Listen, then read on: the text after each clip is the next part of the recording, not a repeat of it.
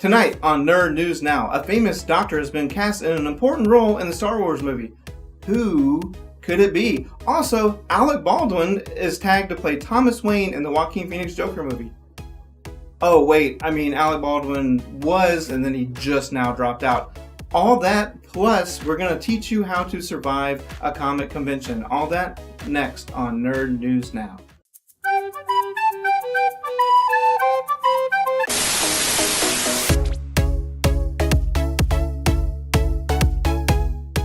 Welcome to Nerd News Now for the final week of August 2018. I'm here with Ashford and Mrs Jen.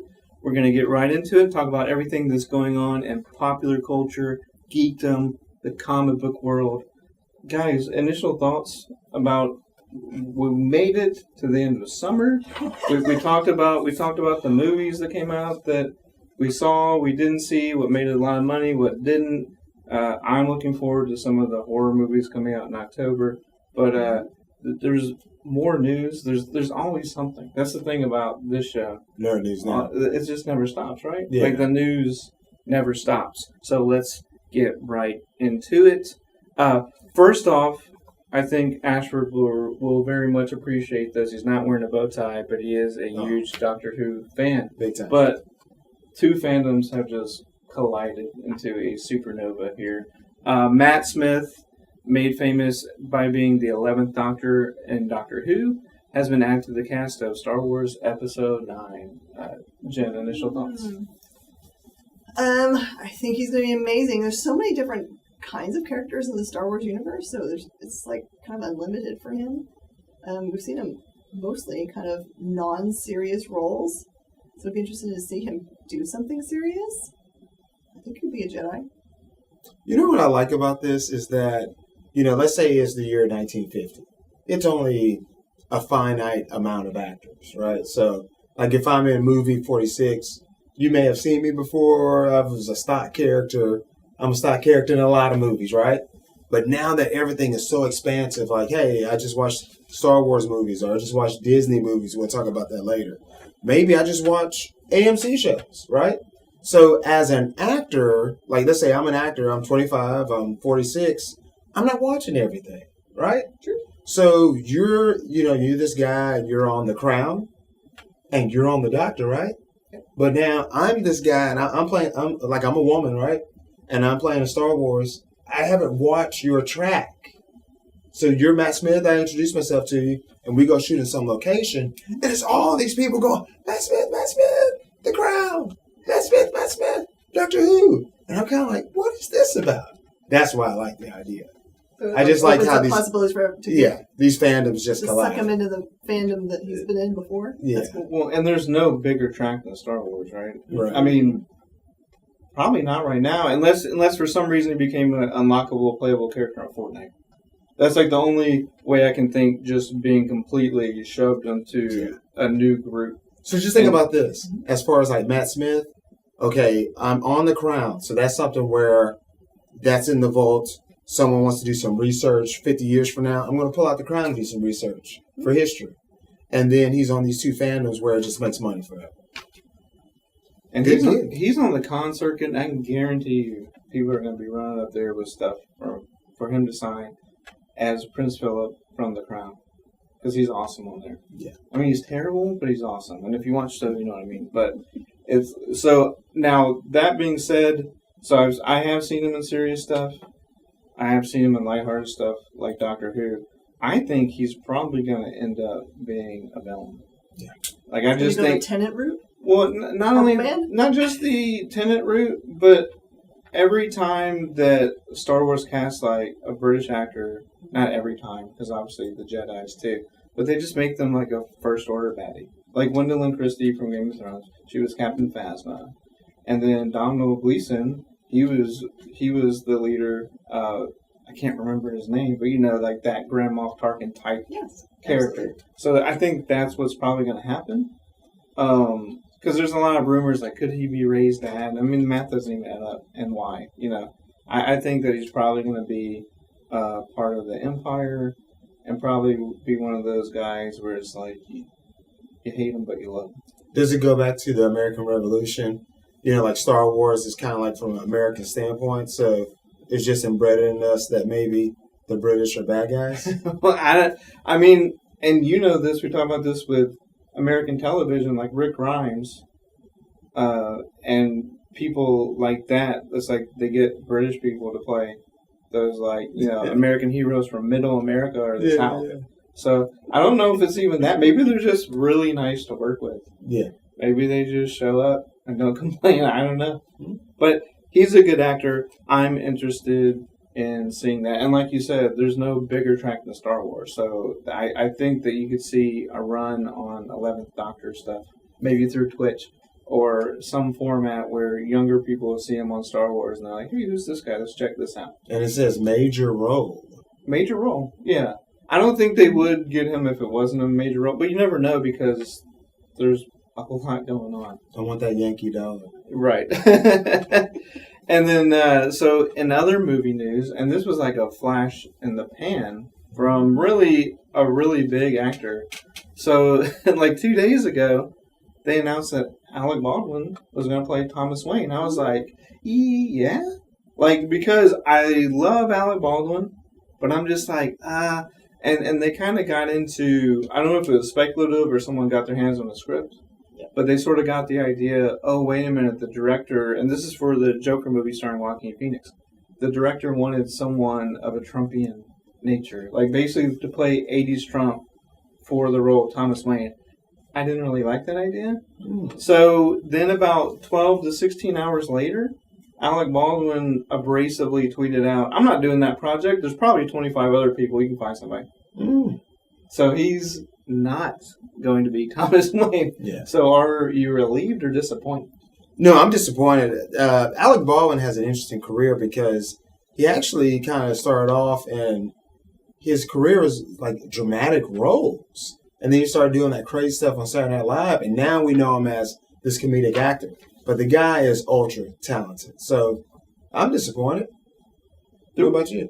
And there was always rumors that he was going to play Batman, but he got beat out, a few times. Wow. And at that time, he was, younger, big time. Not that he's not now, but like big time, heartthrob, big time name. Yes. So I think he would have been good in that universe. What did you think? I don't know. When I just think about him in general, maybe I am too much influenced by his comedic roles. I don't really see him being able to be that idealist that Thomas was. The reason why he kind of like set up everything. And most of the tellings of the tale, he's killed because of his idealism. That he's like, like, you're messing up our dirty Gotham. You got to go. So I don't know. I've been surprised very much before by other comedians that took on serious roles that just blew me away. I mean, our very first Batman, I would have never ever believed him Mr. in Mom that role until you saw Mr. Mom in that role. And guess what? Let's do the connection. Okay, so Michael Keaton kills it, right? And guess who starred with him in Beetlejuice? Alec Baldwin. Do not doubt that guy. Call him up. Get him in that role. He was comedic in that role. I'm telling you. No, he was a dramatic guy. He was a straight man in Beetlejuice. Oh, kind of. Yeah, and then a straight dead guy. And because of that, people were sort of looking at this movie and saying, like, what's going on with it? To me, there can be nothing worse than the portrayal of the Joker in Suicide Squad. So, are you guys looking forward to this movie, knowing that it's being driven by an Oscar-caliber actor in Joaquin Phoenix? Joaquin's one of my favorite actors. I mean, he kind of, I don't know, my guess is that he's a method actor, although I have nothing to support that at all. He just feels like he has to become that character, or at least in the however many minutes he's on screen, he is that character because he just does it so well. Gladiator, when he smothers his father, that's serious acting. Mm-hmm. You know what? Like, I'm not looking forward to the Joker movie because I like to shy away from. I don't want to know his origin, but the Joaquin Phoenix thing it sparked my interest, big time. Oh yeah. And then De Niro's in it, almost just sort of like casually. Oh, and De Niro's in it. I'm like, okay. And Mark Maron, another comedian, currently on Glow, and obviously with a big podcast, WTF podcast. Is the Lido Project dead then? I don't know. Sorry. And the thing is, this kind of is coming at a time where now Jeff Johns has officially stated what people kind of speculated for a while, is that there's multiple Jokers.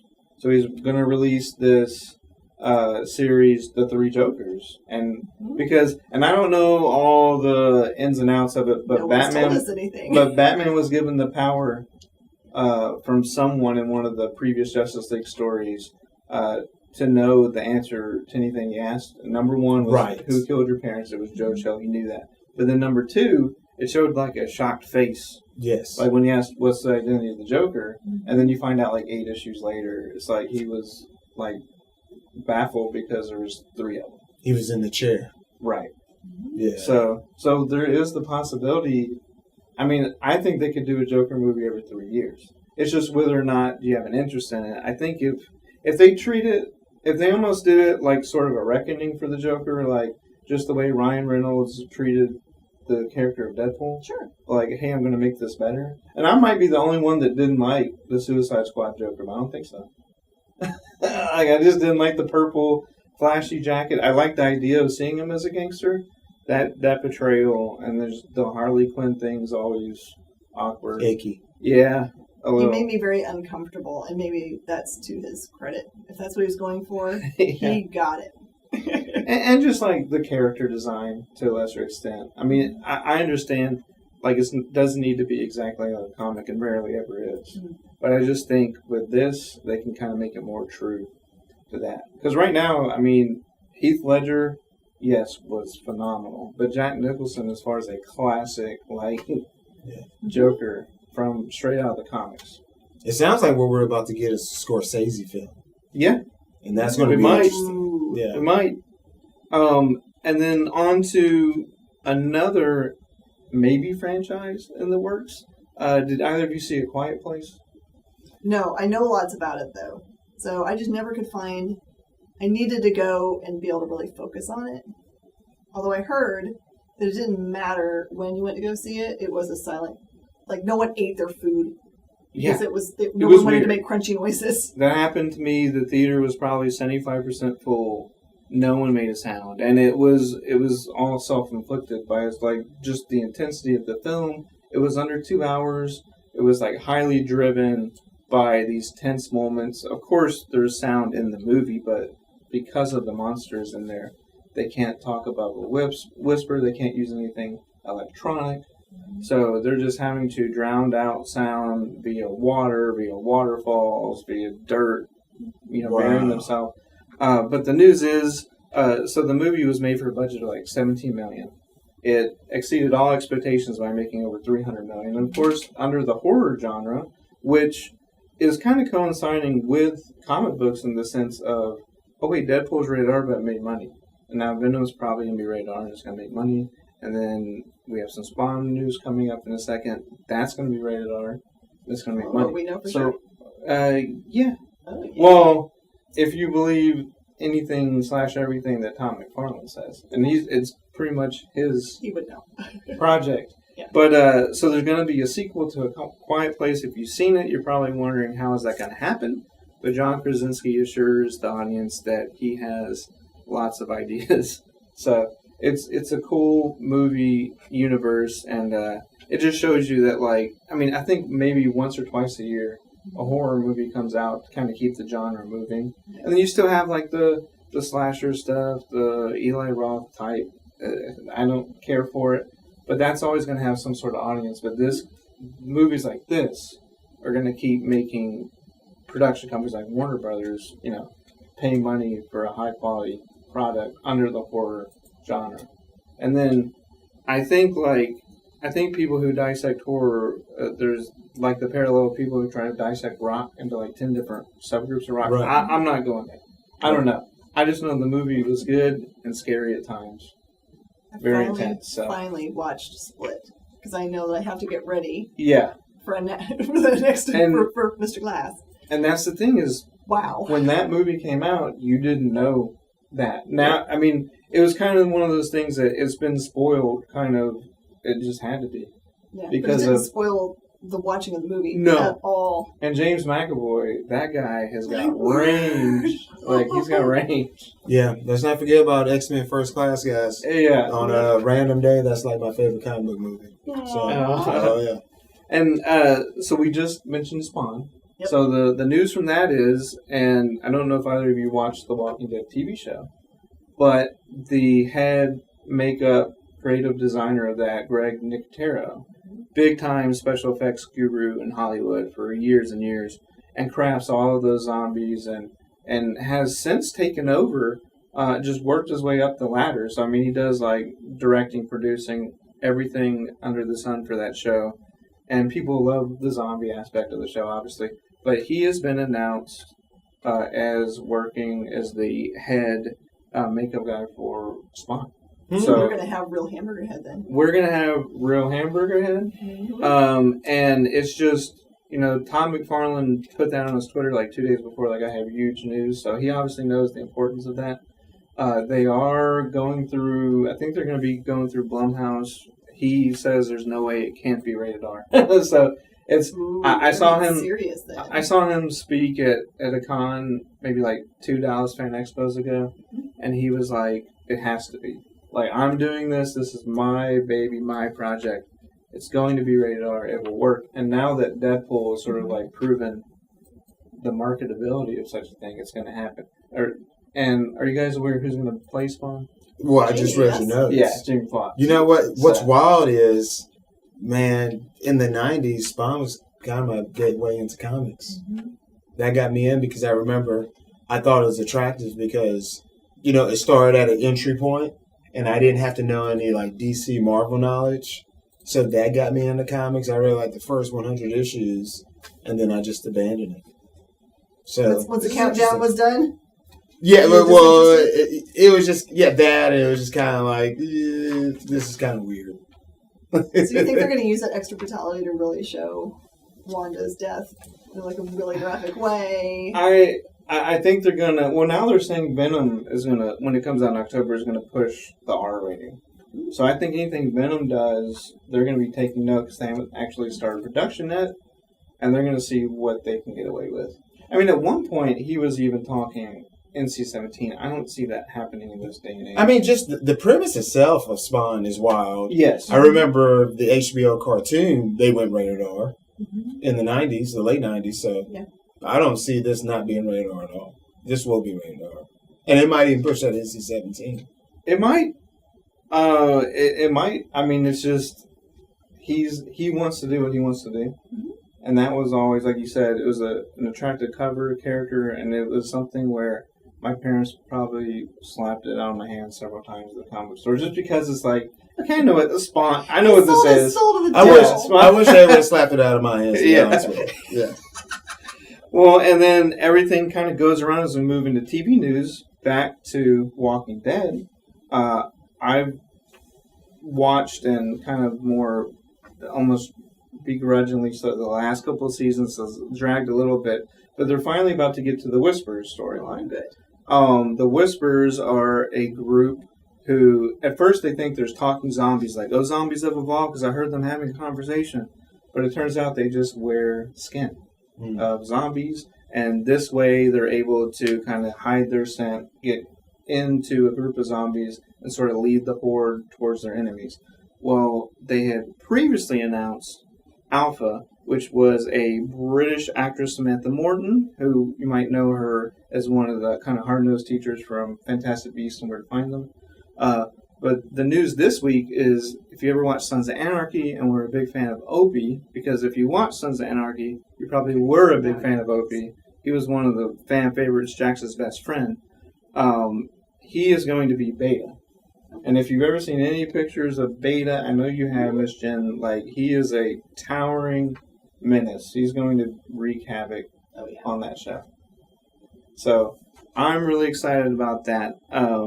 Now, I think this kind of leads into something else. I think the show's gone on too long. And I wanted to know, I don't think either of you are up on that show, but what do you think in general of comic book adaptations to TV series? Because there's been a lot of them lately. You can point to all the Marvel Netflix stuff, and those are more, they're based on Marvel comics, so they're not as wild. That's more mainstream-ish. Yeah, more mainstream-ish, but still based on like Marvel Knight stuff, where it's not totally family friendly. But then you have stuff which I thought would never be made. Which the prime example of that is Preacher on AMC. I had always hoped. Yeah. Or how about Happy? Oh, Happy is phenomenal. I mean, that show is just awesome, and Patton Oswalt as the voice of Happy, with Christopher Maloney as the lead, it is phenomenal. But do you guys have any shows that you think did a really good job of adapting a comic book into that sort of like episodic format? I'm actually the most proud of Preacher. I talked to one of the producers way before I actually knew about it before it was actually officially known. And they're also working on The Boys, by the way, if you're a fan of really gory Garth Ennis properties. Yeah. That one's even that needs to be M or NT. Play it, at 4 a.m. kind of stuff.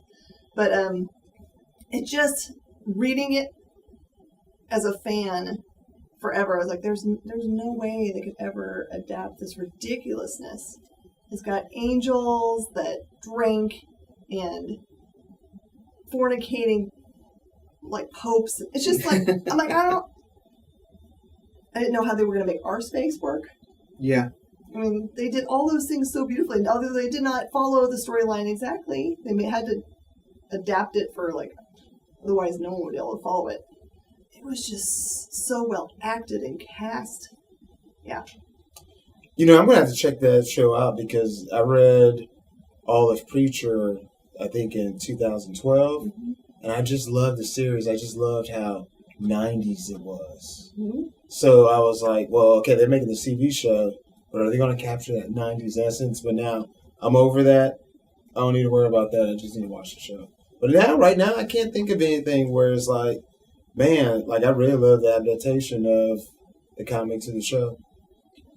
Yeah. But I want to check out Preacher. The thing that'll take you a tiny bit of time is to listening to Cassidy takes a little while to get. Mm-hmm. What did he just say? I mean, it's exactly the way he speaks in the comic books, but you're like, I don't even know what he just said, so it's perfect because he says it exactly right. I love that. And that's all we have for movie and TV news today. We're going to go ahead and take a break, and when we come back, we're going to talk about how to prepare for a comic convention. Football season is here, and Woodlands Online Sports is back better than ever. Watch all the action on KVQT 21 Houston and woodlandsonline.com. For home repairs, call John Moore, where quality is guaranteed. If the problem returns, so will we. No extra charge. Call John, get more. 730-2525. Hey, this is Mark from Nerd News Now. Check out Fandemic Tour September 14th through 16th at NRG Center in Houston, Texas. Sean Patrick Flannery will be there. He is a movie star, an author, and a mixed martial artist. 99.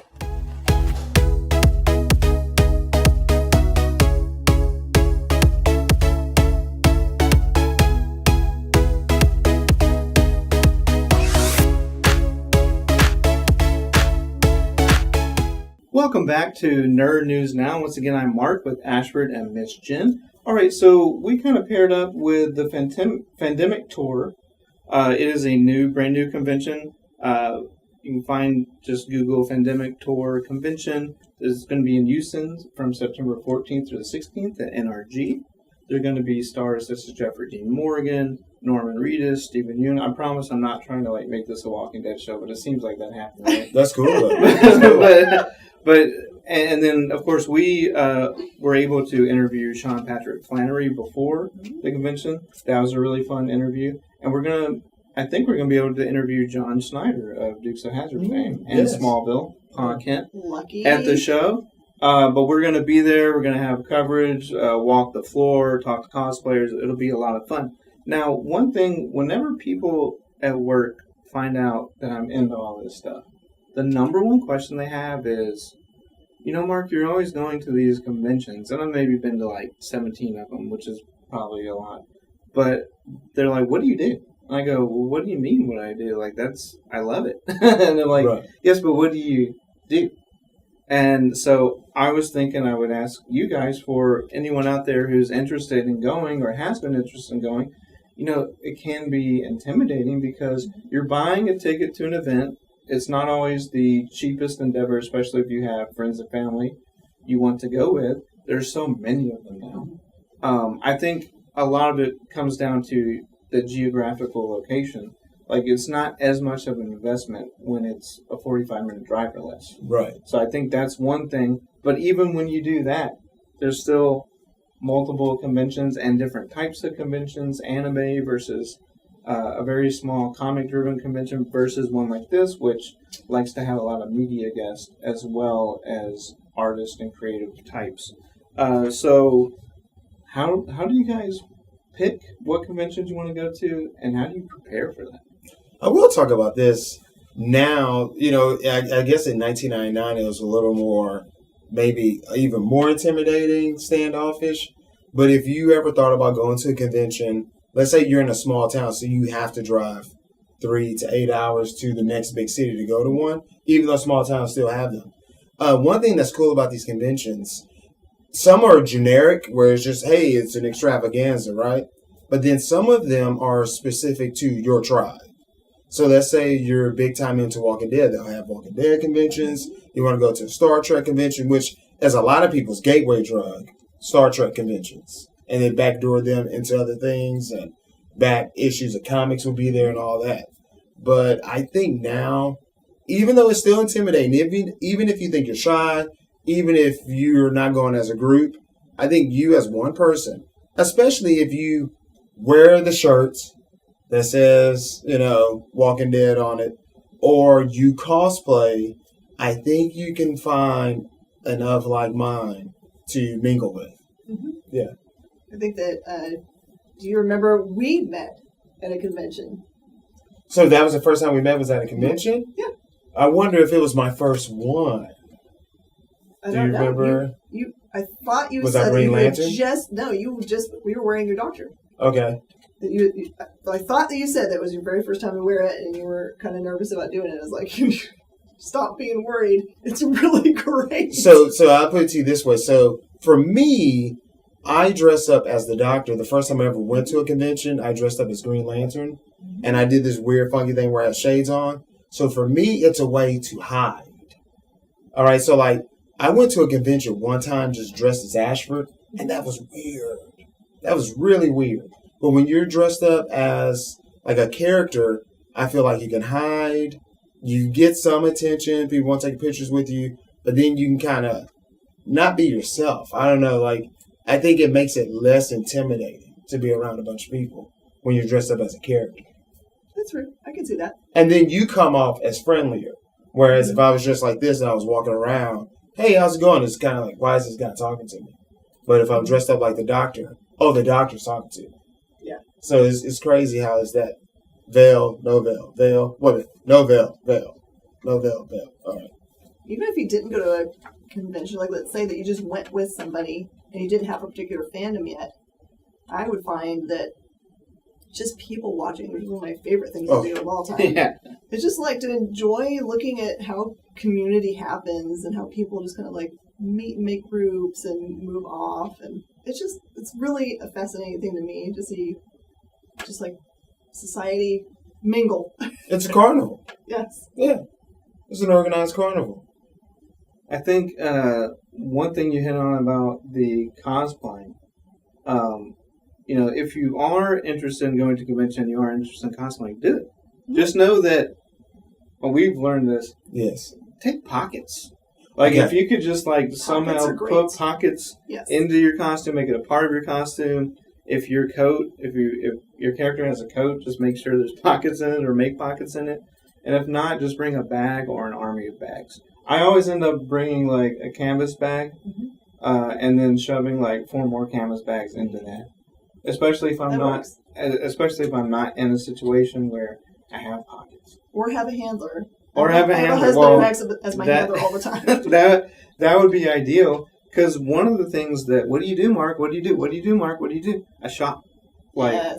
Like you go on the floor. So basically how these conventions work is they get your attention with stars. You go look at the stars. If you're a collector, it's a great opportunity because you don't have the opportunity to go up and take pictures and get the autographs. You will have to pay for that stuff. So I would suggest if you're a first-time person, unless you just see someone that you must meet, like I have to meet, just go, take it in, and then go along the main floor and just shop the vendors. Like, and find stuff that is really unique. Like one of the best things you can probably do, just one, it's cool, and two, you really support art in general, is find some artists that you like in Artist Alley. Maybe they've been published, maybe they haven't, but they are out there like they're knitting, they're painting, they're making stuff off of old pieces of wood from old buildings. I mean, It's pretty incredible. Can you talk about like bags that you have where it's like, I know I'm going to buy some prints. I know I'm going to buy this. Can you talk about like how you organize this? Well, I know usually, I'll do a lot of research as far as I want to bring this many comics, and I'll go and find like there's some hard black boxes to protect your comics, so you're not worried about that. This is really nerdy stuff, but I guess it's nerd news now. So, and you're gonna. But a good point is you're gonna probably buy art prints. Yes. So go on Amazon or go to your local shop and buy some giant top loaders. There's 11 by 17. I mean, Michael's has awesome art portfolios. If you want to collect them, if you want to frame them, that's a different story. But there's lots of art supplies, lots of protective supplies. But you can find that all there through the vendors. And then you support the vendors. You support the community. You buy stuff to protect the art that you bought from the artist, supporting the artist. And then you get to celebrity watch, get to people watch. Mm-hmm. So just to close that all up, I would say check the schedule, because you don't want to miss a Q&A, you don't want to miss something, and maybe you can only go one day. You want to go Friday, Saturday, Sunday. That schedule will clear that all up. Decide what to wear. If you cosplay, wear pockets if you can, but also just bring a backup, just casual wear, because you don't want to be cosplaying all day, especially if you're first timer. It's gonna. You want to be comfortable. Bring a second pair of comfy shoes. A second pair of, and a first pair. I mean, unless... Some of those costume sets is possible. I know. Bring your phone charger. Bring your phone charger. Check out Artist Alley. Definitely check out Artist Alley. Do research and become familiar with local artists and creators. They will forever be your friends. You can get commissions, original art. It's awesome. Find a fan group, like you mentioned, or meet a group of similar interest. And then this one's tough. Plan a budget.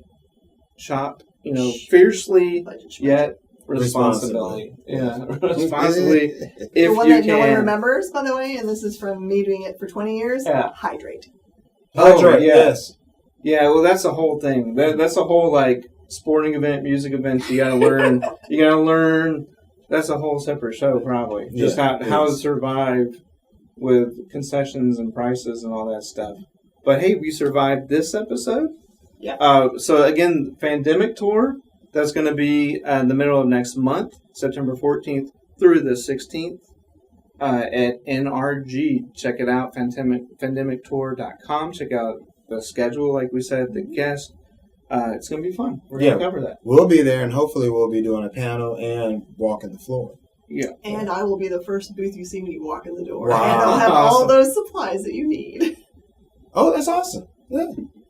So we're really looking for that. And until next time, we're looking forward to giving you all the news from the world of nerds, geeks, and popular culture on Nerd News Now. We'll see you next time.